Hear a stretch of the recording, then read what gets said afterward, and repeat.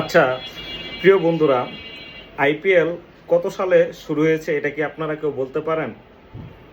অনেকেই বলতে পারবেন, আবার অনেকেই বলতে পারবেন না। তবে আমি বলে দিচ্ছি, 2008 সাল থেকে আইপিএল শুরু হয়েছিল। 2008 সাল বর্তমানে চলে 2026।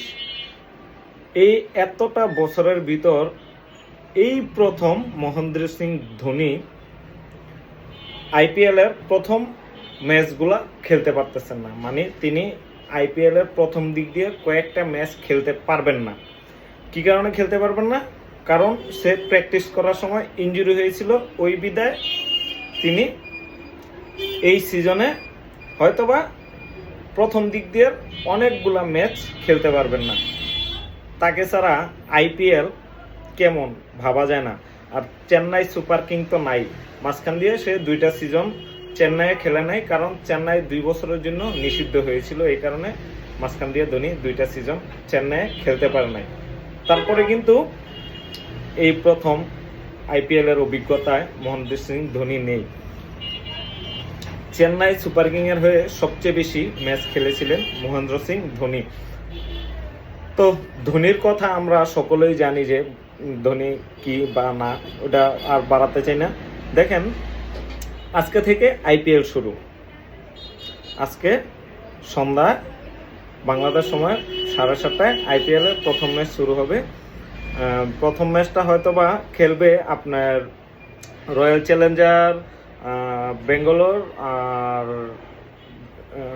প্রথম ম্যাচটা রয়্যাল চ্যালেঞ্জার বেঙ্গালোর আর সানরাইজার্স হায়দ্রাবাদ। এবার আইপিএলে 2টা টিম বিক্রি হয়ে গেছে, রাজস্থান রয়্যালস আর রয়্যাল চ্যালেঞ্জার বেঙ্গালোর। মানে এই 2টা টিম যে মালিকানা ছিল, মালিকানা বিক্রি হয়ে গেছে। এবছর তাদের নতুন মালিকানা আসছে। তবে প্লেয়ার আগের গুলাই থাকতেছে, যারা প্লেয়ার আগের থাকতেছে, কিন্তু আপনার শুধু মালিকানা চেঞ্জ হচ্ছে। মালিকানা চেঞ্জে নতুন মালিকানা খেলতে হবে এই প্লেয়ারগুলোকে। তবে আইপিএল যাক, খুব একটা জমজমাট খেলা। যারা আইপিএলকে ভালোবেসে থাকেন অবশ্যই খেলা দেখবেন, আর ক্রিকেটকে ভালোবেসে থাকেন অবশ্যই খেলা দেখবেন। দেখেন, আজকে ইন্ডিয়া তাদের ক্রিকেটটাকে কোথায় নিয়ে গেছে। আজকে থেকে কয়েক বছর আগেও মানে ইন্ডিয়াকে তেমন, কিন্তু প্লেয়ারগুলোকে তেমন কেউ করতো না, যে ব্যাটিংয়ের দিক দিয়ে ইন্ডিয়া সেরা হলো, বোলিংয়ের দিক দিয়ে তেমনটা করতে পারে নাই। কিন্তু এই আইপিএল খেলে ইন্ডিয়া ব্যাটিং বোলিং অলরাউন্ডার সব কিছু বের করতেছে। তারা কিন্তু আইপিএল দিয়ে সাকসেস। কিন্তু আমাদের বাংলাদেশের কি অবস্থা?